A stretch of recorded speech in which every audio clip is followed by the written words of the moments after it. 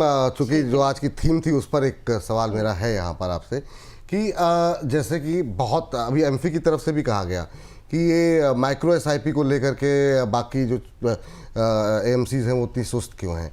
क्या जियो के आने के बाद ये तस्वीर बदलेगी? क्योंकि रिलायंस का जो पुराना ट्रैक रिकॉर्ड रहा है कि बिल्कुल मतलब लास्ट मैन तक पहुंचने की जो उनकी कोशिश है, क्या ये 100 रुपये 200 रुपये की एसआईपीज़ हम एक्सपेक्ट कर सकते हैं जियो के आने के बाद? और फोकस क्या वहाँ से बदलेगा कि छोटी छोटी जो अमाउंट जो हमारे दुकानदार हैं, रेडी वाले हैं, वहाँ वो लोग भी एसआईपी शुरू करें? क्या ये तस्वीर जियो के आने के बाद बदलेगी? ऐसा बहुत लोगों को लग रहा है, आपका मानना क्या है?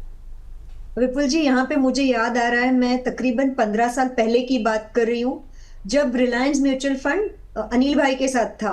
तभी उन्होंने एटीएम जैसा एक लॉन्च करके 100 रुपए का एसआईपी तभी भी उन्होंने लॉन्च किया था, लेकिन शायद एग्जीक्यूशन नहीं हुआ, इस वजह से ये टेक ऑफ नहीं हुआ। आज की तारीख में भी काफी सारे लोग ये मान रहे हैं कि ये कॉस्ट इफेक्टिव नहीं है, खर्चा ज्यादा है, उनको कैसे हम ऑन बोर्ड करेंगे।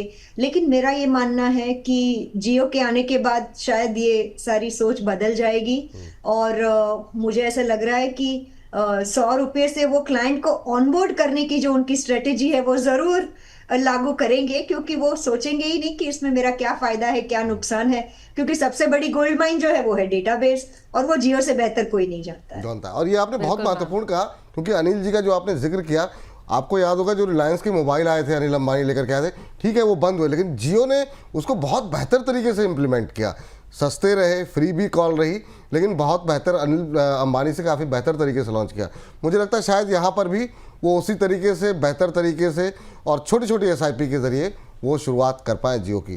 तो मैम थैंक यू, शुक्रिया, बहुत बहुत धन्यवाद। बहुत सारे विषयों को लेकर के आपने बहुत अच्छे से डिटेल में आपने हमारे दर्शकों को जो समझाया है। बहुत सारे लोग आपकी तारीफ़ कर रहे थे, कुछ टिप्पणियाँ मैं नहीं पढ़ पाया, तो थैंक यू। आगे भी उम्मीद करते हैं आप अपना व्यस्त कार्यक्रम में से समय निकाल करके हमारे दर्शकों का मार्गदर्शन करती रहेंगी। बहुत बहुत थैंक यू आपका। बहुत बहुत शुभकामनाएं विपुल जी, दिव्या जी, धन्यवाद मुझे यहाँ बुलाने के लिए, और हमारे निवेशकों का भी बहुत बहुत शुक्रिया। बहुत बहुत शुक्रिया मैम, आपका भी थैंक यू। चलिए, और कह रहे रितेश जी, कह रहे कल भी आएंगे।